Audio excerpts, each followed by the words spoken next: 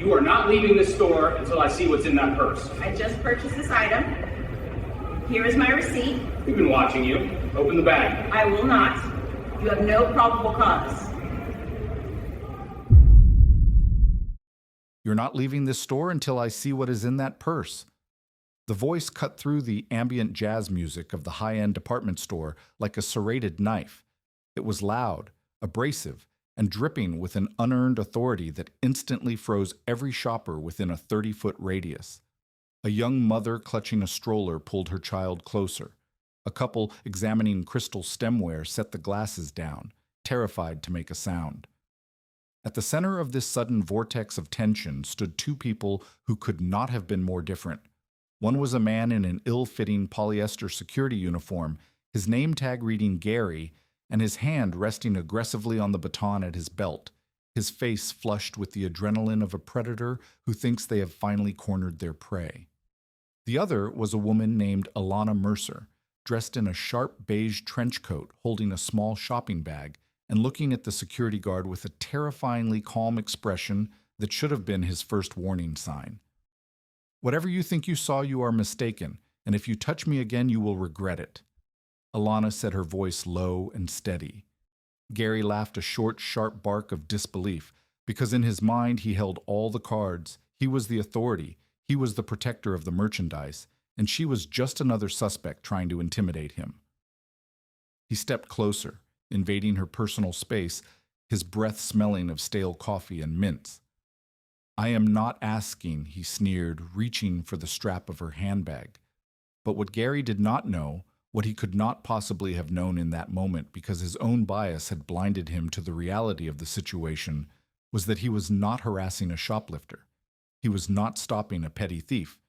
He was currently physically blocking the exit of the regional director of loss prevention for the entire corporate chain. He was detaining the very woman who wrote the manual on security protocols that he was currently violating in 17 different ways, and as his hand closed around the leather strap of her bag, he sealed his fate. Ladies and gentlemen, welcome back to the channel where we dissect the moments where authority goes wrong and justice is served cold. If you believe that everyone deserves to be treated with dignity regardless of what they look like while shopping, go ahead and hit that subscribe button right now, because today we are diving into a case of profiling that backfired so spectacularly it ended up changing corporate policy across the nation. This is the story of Alana Mercer and the security guard who picked the wrong day to be a hero. To understand the gravity of this explosion, we have to rewind the clock about 45 minutes. Alana Mercer had walked into the flagship location of the Sterling Collection, a luxury department store in downtown Chicago, shortly after 2 p.m. on a Tuesday. This was not a casual shopping trip. Alana was conducting what is known in the industry as a silent audit. As the newly promoted director of loss prevention, she was responsible for the asset protection strategies of over 200 stores. She had data showing that this specific location had unusually high shrinkage rates, which is retail speak for lost inventory, but also an incredibly high number of customer complaints regarding harassment. She wanted to see the culture on the ground floor with her own eyes. She wanted to see how the security team interacted with the public when they thought no one from corporate was watching. She entered the store wearing casual but expensive clothing blending in with the clientele.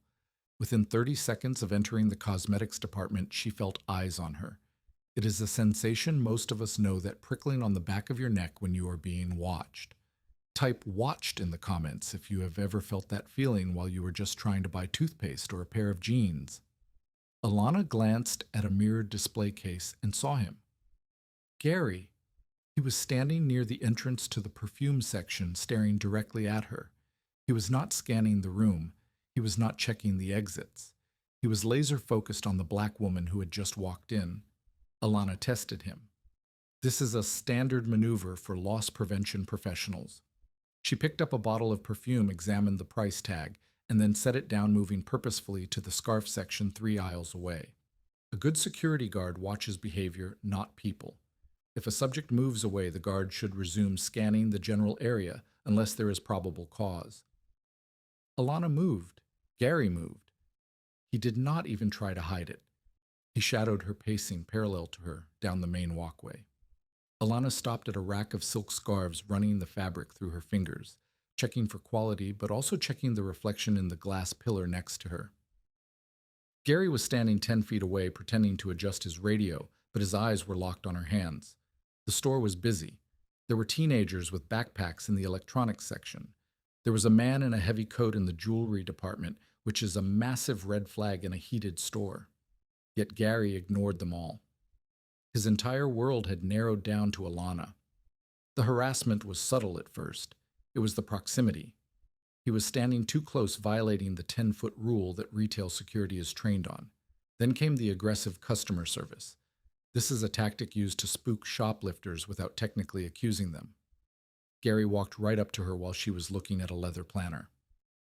"Can I help you find something?" he asked, but the tone was not helpful.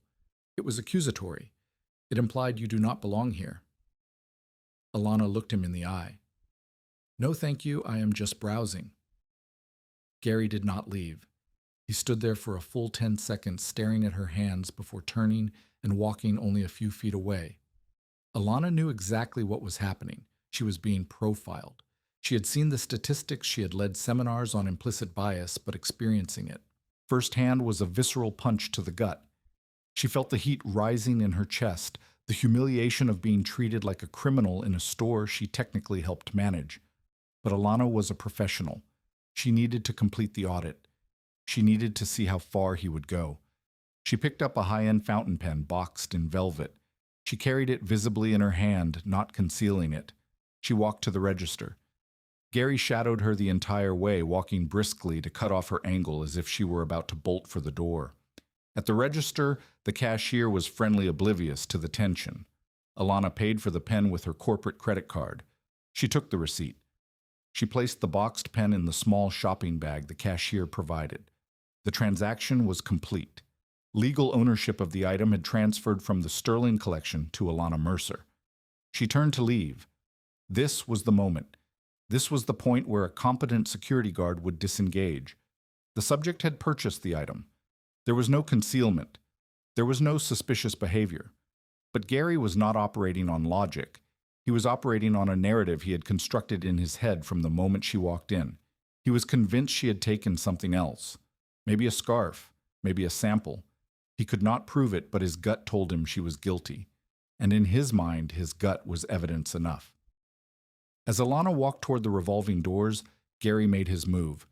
He stepped directly into her path, puffing out his chest, blocking her exit. "Excuse me, miss," he said loud enough for the entrance lobby to hear. "We need to check your bag." Alana stopped. She took a deep breath. She knew the policy by heart.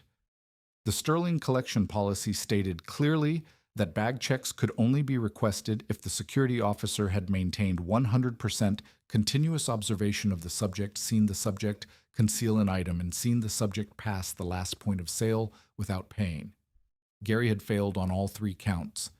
He had lost sight of her when she went behind the display pillars. He had not seen her conceal anything because she hadn't, and she had just purchased the only item in her possession. "No, you don't," Alana said calmly. "I just purchased this item. Here is the receipt." She held up the slip of paper. Gary didn't even look at it. "We have been watching you on the cameras," he lied. "We know what you put in there. Open the bag." Alana tightened her grip on the bag. This is a critical moment. If she opens the bag, she validates his harassment. She allows him to violate her rights and the store's policy. If she refuses, she escalates the situation, but she stands her ground. "I will not open the bag," Alana said, her voice hardening. "You have no probable cause. You are violating store policy and you are harassing a paying customer. I am asking you to move aside."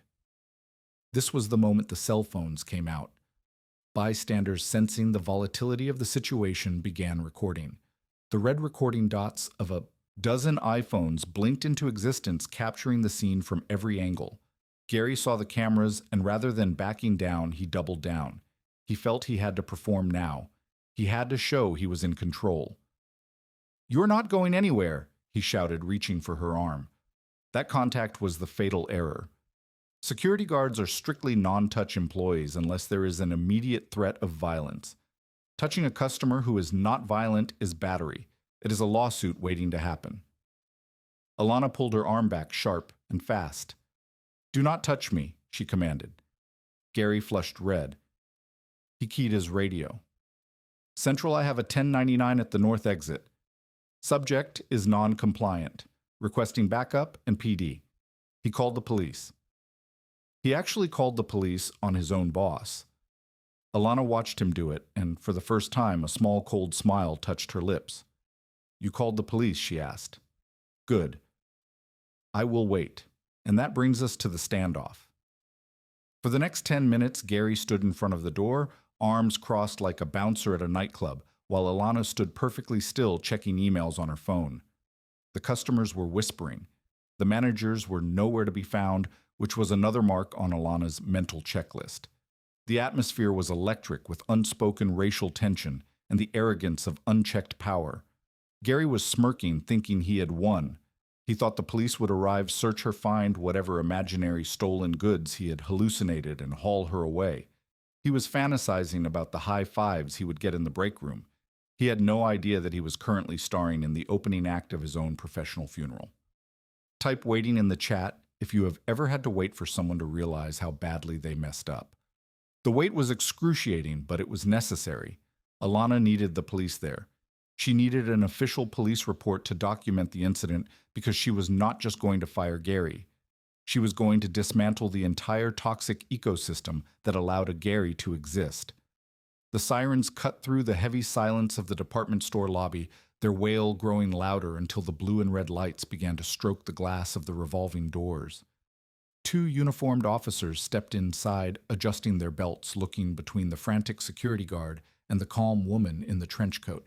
Gary immediately stepped forward, pointing an accusatory finger at Alana. Officers, she is refusing a bag check. I observed suspicious behavior. She was concealing items in the scarf department, and now she is trying to flee the premises. The officers looked at Alana. One of them, a veteran sergeant, approached her with a weary expression. Ma'am, is that true? Did you take something? Alana did not raise her voice. She did not get agitated. She simply reached into her inner coat pocket. Gary flinched, reaching for his baton as if she were drawing a weapon. Gun! He shouted, half panicked. The officers stiffened hands hovering over their holsters. But Alana did not pull out a weapon. She pulled out a leather wallet, flipped it open, and revealed a gold badge. Not a police badge, a corporate identification badge. But it carried weight. I am Alana Mercer, she said clearly so the body cameras would pick it up. I am the corporate director of loss prevention for the Sterling Collection. I am currently conducting an audit of this facility. The security guard standing behind you has just committed assault, false imprisonment, and defamation. I would like to file charges. The silence that followed was absolute. It was heavy. It was suffocating. The sergeant leaned in, squinting at the ID. He looked at the photo, then at Alana, then at the title. He looked back at Gary, whose face had drained of all color, turning a sickly shade of gray. You work for corporate? The officer asked. I run the department he works for. Alana corrected. Gary started to stammer. She didn't say. She was acting suspicious. I saw her. Alana cut him off. You saw nothing, Gary. You saw a black woman in a high-end store and you decided she didn't belong. You violated the 10-foot rule. You abandoned your post. You initiated a stop without 5 steps of proof, and you laid hands on a customer. I have the entire incident recorded on the store's CCTV, which I can access remotely from my phone right now. Would you like to see the footage, officers? She pulled out her smartphone, tapped the screen a few times, and turned the display toward the police. The footage was damning. It showed the overhead view. It showed Alana browsing. It showed Gary stalking her. It showed her paying for the pen. And it showed Gary physically grabbing her arm as she tried to leave. There was no concealment. There was no theft. It was pure, unadulterated harassment. The store manager finally came running out of the back office, breathless and sweating. He saw the police. He saw Gary, and then he saw Alana. He stopped dead. Ms. Mercer, he gasped. We weren't expecting you. Clearly, Alana said, effectively ignoring him. Officer, I want this man removed from the property. He is no longer an employee of the Sterling Collection as of this moment. I will be pressing charges for the assault. Gary tried to argue. You can't fire me, I was doing my job. The manager turned on him, screaming, You idiot! That's the director. Shut up, just shut up. The police officers, now realizing the dynamic, shifted their stance. They turned their backs on Alana and faced Gary. Sir, turn around and place your hands behind your back. The click of the handcuffs was the most satisfying sound in the world to the crowd that had gathered.